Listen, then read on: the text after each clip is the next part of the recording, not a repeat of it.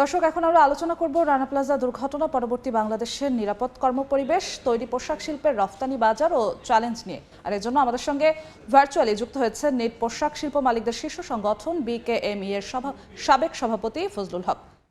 ফজলুল হক, আপনাকে এ সময়ের বাণিজ্যে স্বাগত। ধন্যবাদ। রানা প্লাজার দুর্ঘটনা পরবর্তী সময়ে বাংলাদেশের পোশাক খাতের চিত্র কতটা পাল্টেছে সেই প্রসঙ্গে আমরা আসবো, আলোচনা করব। যে সাফল্য বাংলাদেশের পোশাক খাতের এসেছে সেটা নিয়ে আলোচনা করব। তবে কিছুক্ষণ আগে আমাদের এক সহকর্মীর আমরা সরাসরি সম্প্রচার দেখছিলাম যে সাভারের রানা প্লাজার সামনে এখনো এক যুগ পরে শাস্তির জন্য, পরিবারের ক্ষতিপূরণের জন্য, শ্রমিকদের চিকিৎসা পুনর্বাসনের জন্য তাদের আন্দোলন, মানববন্ধন করতে হচ্ছে। এক যুগ পরে এসে এমন পরিস্থিতি আসলে কতটা কাম্য, আপনার কাছে জানতে চাচ্ছি শুরুতেই। মোটেও কাম্য নয়, এবং আমি শুরুতেই রানা প্লাজায় যারা নিহত হয়েছেন এবং যারা আহত হয়ে এখনো ভুগছেন তাদের প্রতি আমার গভীর শ্রদ্ধা এবং সমবেদনা জানাচ্ছি। এবং যে প্রশ্নটা আপনি করলেন, এটার দায়টা আমার মনে হয় যে সরকারের পক্ষ থেকে যদি উত্তরটা দেয়া হতো তাহলে হয়তো আরো বেটার দেওয়া যেত। বাট মোদ্দা কথা, এটা মোটে কাম্য নয়। 12 বছর একটা বিচার ঝুলে থাকাটা, এটা কোনো স্ট্যান্ডার্ডেই অ্যাকসেপ্টেবল না। আর আহতদের শুরুতে আহত বা অন্যভাবে ক্ষতিগ্রস্তদের এই ইন্ডাস্ট্রির পক্ষ থেকে আমার মনে হয় যতটুকু সম্ভব করার চেষ্টা করা হয়েছে। হয়তো আর একটু বেটার করা যেত, কারণ ভালো করবার কোনো শেষ নাই। সো মোদ্দা কথা যদি সংক্ষেপে বলি, যে এই পরিস্থিতিটা মোটেও কাম্য নয়। এবং এখনো আমার মনে হয় যে সরকার বা আমাদের যে ইন্ডাস্ট্রি, বিকিমি একসঙ্গে বসে এই বিচারের ব্যবস্থাটা তো একেবারে আমাদের হাতের বাইরে, বা পুনর্বাসন এবং তাদের সহায়তা, এই ক্ষেত্রে সরকার বা ইন্ডাস্ট্রি কিছু কি করণীয় আছে সেটা নিয়ে মানে আমরা আলোচনা করতেই পারি। আবারও বলছি যে এই পরিস্থিতিতে 12 বছর পরেও এই ক্ষতিগ্রস্তরা দাঁড়িয়ে আছেন, সেটা মোটেও কাম্য নয়। যেসব শ্রমিকরা আহত অবস্থায় আছেন, তারা সারা জীবনের জন্য আহত অবস্থায় আছেন, তারা সুষ্ঠু কোনো কর্মপরিবেশে কাজ করতে পারবেন কিনা এমন কোনো নিশ্চয়তা নেই। তো সেক্ষেত্রে তাদের সারা জীবনের জন্য নিশ্চয়তা দেয়া যায় এমন কি বিষয় পোশাক খাত, যেহেতু আপনি সাবেক বিকেএমই এর সভাপতি, তাহলে কি উদ্যোগ নেওয়া যেতে পারে, আপনার কি মনে হয়? না, সেটাই আমি বলছিলাম যে যারা যারা নিহত হয়েছেন তাদের তো বিচারের বিষয়, বা তাদের ক্ষতিগ্রস্তের মানে ইন্স্যুরেন্সের পেমেন্ট এটা অনেকাংশেই হয়েছে। কিছু কিছু হয়তো অভিযোগ সবসময় থাকে। তো এই যারা আহত হয়েছেন এবং সারা জীবনের জন্য পঙ্গু হয়ে গেছেন, তাদের বিষয়ে কি করা যায়, কতটুকু করা হয়েছে, কি করা যায়, সেটাই আমি বলছিলাম যে সরকার এবং মানে ইন্ডাস্ট্রি কর্তৃপক্ষ, বিকিএমই একসঙ্গে বসে এক্ষেত্রে সুনির্দিষ্ট কিছু পদক্ষেপ মানে নিতে পারে। কিন্তু এটা আমি আপনি যদি দেখেন যে জুলাই আন্দোলনেও যারা আহত নিহত হয়েছেন, ওইখানেও কিন্তু এরকম অভিযোগ এখনো বিদ্যমান আছে, যেটা রাষ্ট্রীয়ভাবে এবং পুরো বাংলাদেশের জনগণ স্বীকৃতি দিয়েছেন, সঙ্গে ছিলেন, সেইখানেও কিন্তু ঘাটতি আছে। সো ঘাটতি হয়তো আমাদের এই সমাজে থাকবেই কিছু না কিছুটা।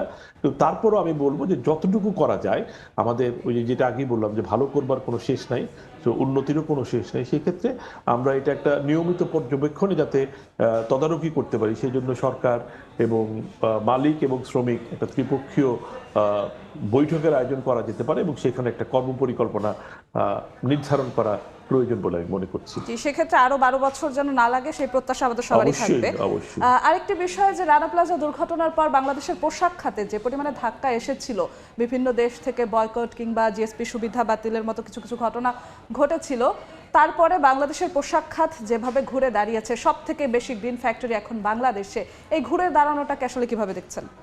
এই ঘুরে দাঁড়ানোটা, আমি যেটা সবসময় বলি, রানা প্লাজা ছিল শুধু একটা অনেক কস্টলি একটা ওয়েক আপ কল। এটা মানে হয়তো আমাদের অনেক আগেই ঘুম থেকে জাগার প্রয়োজন ছিল, কিন্তু রানা প্লাজা সবাইকে মানে নাড়িয়ে দিয়েছে, সারা বিশ্বকে নাড়িয়ে দিয়েছে। এবং আমরা একেবারে খাদের কিনার থেকে ঘুরে দাঁড়িয়েছে। আপনি জানেন যে সে তখন বাংলাদেশি তৈরি পোশাক বয়কটের একটা আন্দোলনও পৃথিবীর বিভিন্ন জায়গায় চলছিল, এবং সেইখান থেকে আমরা সরকার সরকারের সরকারের ঠিক সাপোর্ট বলবো না, যে ব্র্যান্ড এবং বিদেশি যারা ডোনার আছেন এবং পলিসি সাপোর্ট যতটুকু দেয়া, সবকিছু মিলিয়ে একটা ত্রিপক্ষীয় একটা উদ্যোগের মাধ্যমে অ্যাকর্ড এবং অ্যালায়েন্সের তৈরি হয়েছিল, আপনি জানেন। এবং তার মাধ্যমে কর্মপরিবেশটা একেবারে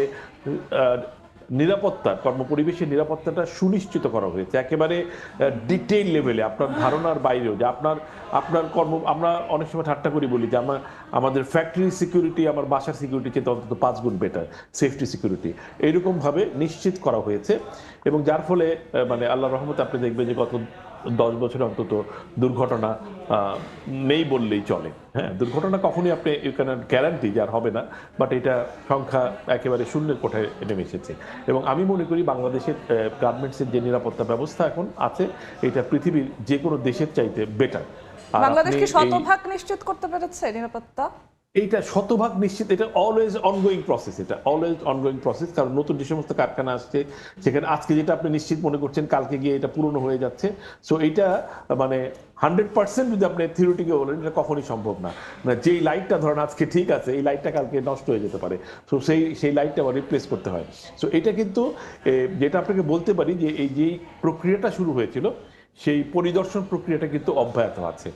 এটা মানে শতভাগ নিশ্চয়তা পৃথিবীর কেউ কোনো জায়গায় দেয় না। মানে যেই বিমান এত বিলিয়ন ডলার খরচ করে এত বড় বড় তবে প্রকৌশলী দিয়ে ফজলুল হক, আমি একটু যুক্ত করতে চাই যে যেমনটা আপনি বলছিলেন যে বিভিন্ন দেশে বাংলাদেশের পোশাক বয়কটের ডাক উঠেছিল, ঠিক একই সময় একই ঘটনার জের ধরে যুক্তরাষ্ট্র জিএসপি সুবিধা স্থগিত করেছিল, তা এখনো বহাল হয়নি।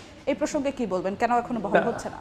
না, যুক্তরাষ্ট্রের যে জিএসপি বাতিল, সেটার সঙ্গে তৈরি পোশাকের মানে সরাসরি কোনো মানে সম্পর্ক ছিল না। মানে এটার কারণে তারা হয়তো বাতিল করেছে, বাট আমাদের এই তৈরি পোশাকে এটার অন্তর্ভুক্ত ছিল না, এবং এটা পুনর্বহাল করার জন্য চেষ্টা করা হচ্ছে। এবং এটা তো আমাদের চেষ্টা না, এটা যুক্তরাষ্ট্রের মানে ইচ্ছার উপর নির্ভর করছে। এটা এই প্রচেষ্টা অব্যাহত আছে।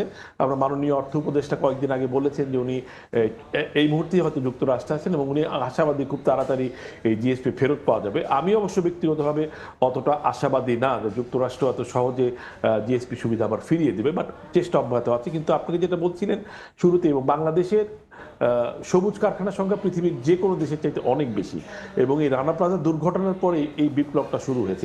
এটার জন্য কিন্তু কেউ আমাদেরকে চাপ দেয়নি, এবং ঘটনাচক্রে আমার কারখানা দিয়ে এই নবযাত্রাটা শুরু হয়েছিল। আমরা এই রানা প্লাজার এই দুর্নাম ঘোচানোর জন্য আমরা সেই সময়ে পৃথিবীর সবচেয়ে সবুজ কারখানা স্থাপন করেছি, এবং এরপরেই বাংলাদেশে একটা জোয়ার চলে আসে তৈরি পোশাকে এই সবুজায়নের ক্ষেত্রে, এবং এখন 250-রও বেশি কারখানা সবুজ সার্টিফিকেট নিয়ে আছে। এবং যেটা আমি শুরুতে বলছিলাম যে বাংলাদেশের তৈরি পোশাক বয়কট করার একটা আন্দোলন হয়েছিল, কিন্তু এখন যে পরিস্থিতি আছে, আমরা আশা করি যে ক্রেতারা এখন গিয়ে খুঁজবেন যে বাংলাদেশের তৈরি পোশাক কোনটা। কারণ আমাদের শ্রমমান এখন আগের চেয়ে অনেক উন্নত গার্মেন্টস সেক্টরে পার্টিকুলার। এবং এর পাশাপাশি একটা জিনিস আপনি বলতেন, যেটা আপনার শিরোনামে আপনি বলেছেন, যদি এটা আমার বিষয় না, কিন্তু একজন নাগরিক হিসেবে আমি বলতে চাই যে শুধুমাত্র গার্মেন্টস কারখানার যদি নিরাপত্তা ব্যবস্থা এবং অন্যান্য কিছু দেখেন, যুক্তরাষ্ট্র কিন্তু এটাও বলেছে। কারণ যুক্তরাষ্ট্র কখনো কোনো সেক্টর স্পেসিফিক কোনো কথা বলেনি। যুক্তরাষ্ট্র যখন বলে, তারা ওভারঅল লেবার স্ট্যান্ডার্ড, গার্মেন্টস সেক্টরের নিরাপত্তা ব্যবস্থা, সবুজায়ন, কমপ্লায়েন্স, মিনিমাম ওয়েজ যত কঠোরভাবে পালন করা হয়। আমরা একদম শেষ দিকে চলে এসেছি, আমাদের ক্ষেত্রে কিন্তু এটা হচ্ছে না। সেই জন্যই বলতে চাই, আমাদের শেষ করতে হবে। আমাদের প্রত্যাশা থাকবে যে শ্রমিকদের কর্মপরিবেশ যেন সুরক্ষিত থাকে, সব জায়গাতেই সমানভাবে নিশ্চিত করা। আপনাকে অসংখ্য ধন্যবাদ আমাদের সঙ্গে যুক্ত হওয়ার জন্য। ধন্যবাদ।